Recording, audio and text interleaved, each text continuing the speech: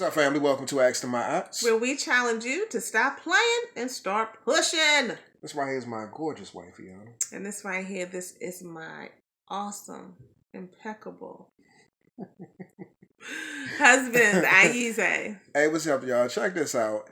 Hey, have you experienced, whether it be in your relationship or even with a friend that you know, them being in a relationship and being with somebody who is really stuck? Somebody who's in a space where they've expressed, they've articulated, they've said that they want something different in their relationship, but they still keep on doing the same damn thing.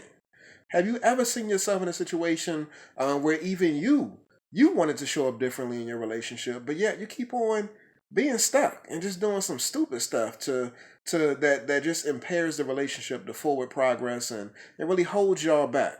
And the reason why I'm asking y'all these questions is because we oftentimes in our work that we do, coaching and counseling couples, come in contact with people who have expressed that they want change, have identified that they have some problem areas that they need to work on, but really ain't really investing time and energy to do the work. And we recognize that there's, I mentioned this in one of my other videos, that there's definitely some internal barriers that prevent people from stepping up to the plate and really taking a swing at bat. But, at the end of the day, you got to take that swing if you really want to see some type of significant change individually, but also collectively too. And so, again, we're lifting this up because couples want transformation in their relationship.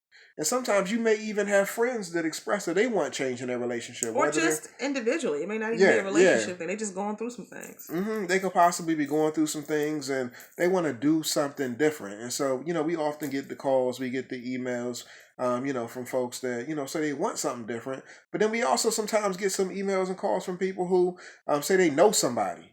They know somebody that wants some type of change and they're going through some struggles and stuff like that. And so... And they want us to... They like, can you call them? Can you reach out to them? Because I know they're not going to do it and that kind of thing. We get those type of messages pretty regularly. And so I think that it's important that for those of you who are out there listening, that there's a process to change, y'all.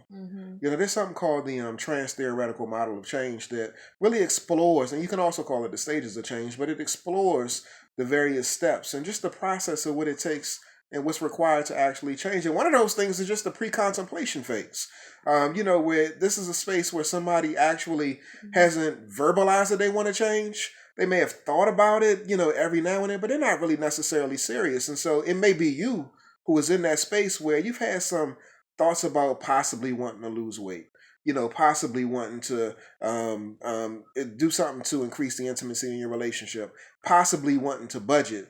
But you ain't really necessarily serious. It's just like a fleeting thought that comes through your mind, and you're really not ready to actually take those action steps to make the change. It can look like somebody verbalizing it. It can look like somebody talking about it, and they can be wrapping you up in your ear like all the time. You call them like, girl, he's still da-da-da-da-da, and I know that I need to do something different, but I'm just tired of blah, blah, and they just keep telling you the same story over and over again, but they're still in that pre-contemplation stage where they really not at the point where they're really ready to move and do something different. And so, when folks reach out to us and they're in that space, one of the things that we recommend is that, the only time change is going to happen is when you're actually ready to make the move and invest the time and energy to make the change. And so, a part of that is through investing in yourself, whether it be through a therapeutic process, doing your own individual work.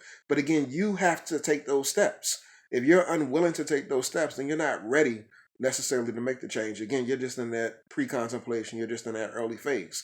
And even if you know somebody that needs the change, they verbalize to you like, I need help, but they're unwilling to actually make those moves to get the help, then they're really not ready to make that change. So here's where we want to end with. How do you deal with someone who is going through? They are struggling. They're having a hard time in their life. They may be very aware of it, and they keep articulating that thing. They are pained. They are crying, and you're a part of their process because you're their girl. You're their friend. That's your man, right? And you know what's going on, but they're not to a place where they're actually doing anything different. And so you on the outside can see clearly, look, you just need to make one step, right?